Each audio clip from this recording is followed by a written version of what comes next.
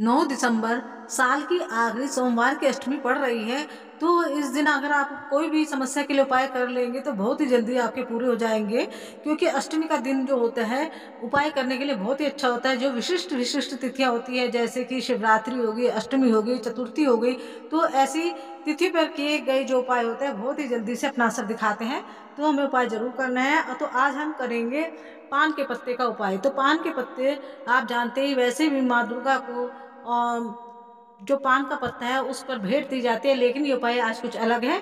तो हमें क्या करना है, अपनी किस कामना के लिए करना है, तो पहले हम वो देख लेते हैं। जैसे हमारे घर में कि हम किसी भी मनोकामना के लिए चिंतित रहते हैं, तो पान के पत्ते का हम उपाय ज़रूर करें।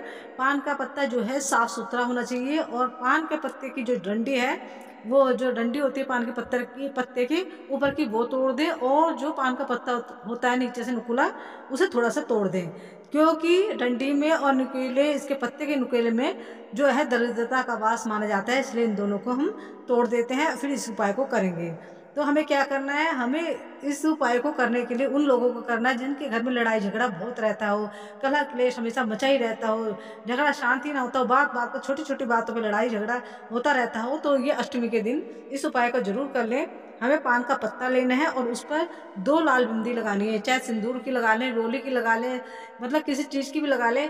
तो हमें लाल रंग की 2 बिंदी लगानी है। 1 बिंदी लगानी है हमें अपने नाम की। जैसे हम पहली बिंदी लगाएँगे, तो अपने नाम की लगानी है। अपने नाम की इसलिए लगानी है क्योंकि जब हम जहाँ रहते हैं, लड़ाई झगड़ा रहता है, तो हमें जो है सुख शांति हमें खुद को चाहिए। तो इसलिए एक अपने नाम की लगाएँगे, और दूसरी बिंदी हम लाल बिंदी लगाएँगे पान के पत्ते पर उस व्यक्ति के नाम की, जो कि मतलब घर में लड़ाई झगड़ा करता है। ये नहीं कि आपसे करता हो, जो भी किसी से भी लड़ाई झगड़ा करता हो या क्लेश करता हो, बिन बात नहीं लड़ता झगड़ता रहता हो, तो दूसरी बिंदी जो है उसके नाम की उस पर लगा देंगे।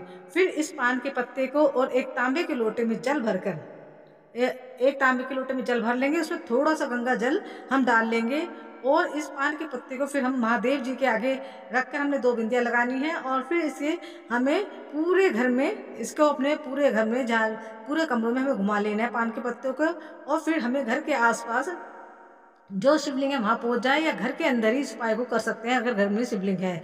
तो हमें क्या करना है कि शिवलिंग के पास हमें खड़ा हो जाना है, और शिवलिंग के पीछे हमारा मुँह उत्तर की ओर होना चाहिए, और भगवान से अपनी सारी समस्या कहें, महादेव जी से।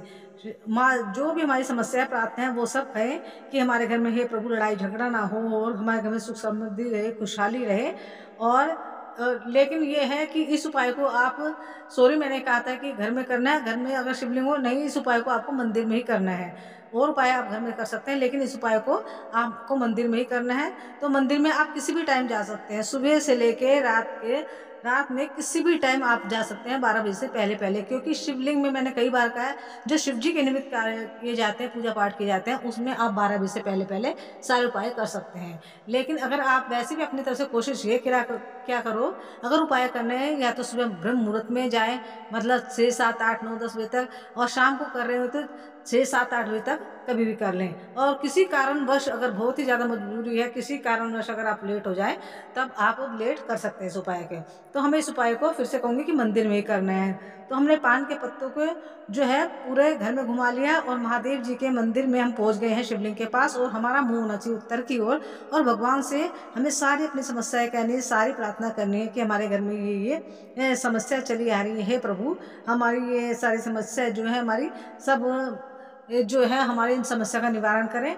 और फिर ऐसे प्रार्थना करके और श्री शिवाय नमस्तुभ्यम का जाप करके थोड़ी देर, या नमः शिवाय पंचाक्षर मंत्र का जाप करके, या किसी भी शिव मंत्र का जाप करके, हमें क्या करना है, वो शिव जो हम लेकर गए थे पान की पत्ती, और उसपे 2 बिंदी लगाकर वो शिवलिंग से छुआकर, माता अशोक सुंदरी से छुआकर, हमें आ जाना है मंदिर के पिछली तरफ। यानी कि मंदिर का जो बैक साइड पे पड़ता है, और मंदिर का जो पिछला भाग पड़ता है, वहाँ चुपचाप रख के उस पत्ते को आ जाना है। फिर देखना आप धीरे-धीरे, आपको पता भी नहीं चलेगा कैसे आपके घर में से लड़ाई झगड़े क्लेश जो है समाप्त हो जाएँगे। तो ये अचूक उपाय होते हैं, जो कि आप विशिष्ट तिथियों पे कर सकते हैं, और बहुत जल्दी ही फल देते हैं। तो इन उपाय को आप करके ज़रूर देखिए। गुरुजी तो बार-बार कहते हैं, एक बार प्रैक्टिकल करके ज़रूर देखो, तभी आपको पता लगेगा कि उपाय असर करते हैं या नहीं।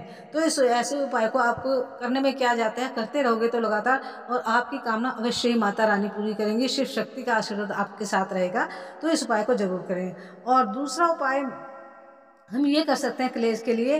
घर में यदि किसी व्यक्ति कोई क्लेश करता है तो उसके लिए एक दूसरा उपाय ये भी है कि हम 5 लौंग ले लें, एक तांबे का लोटा ले लें, जल भर लें और उसमें थोड़ा सा गंगा जल डाल लें और फिर 5 लौंग लेकर हम शिव मंदिर में शिव जी के पास पहुंच जाएं और माता अशोक सुंदरी वाले स्थान पर हम उसे क्या है के स्थान पर हाटकेश्वर महादेव के नाम से हमें उन जो है लोगों को चढ़ा देना है और लोटे का जल जो है हमें शिवलिंग पर चढ़ा देना है।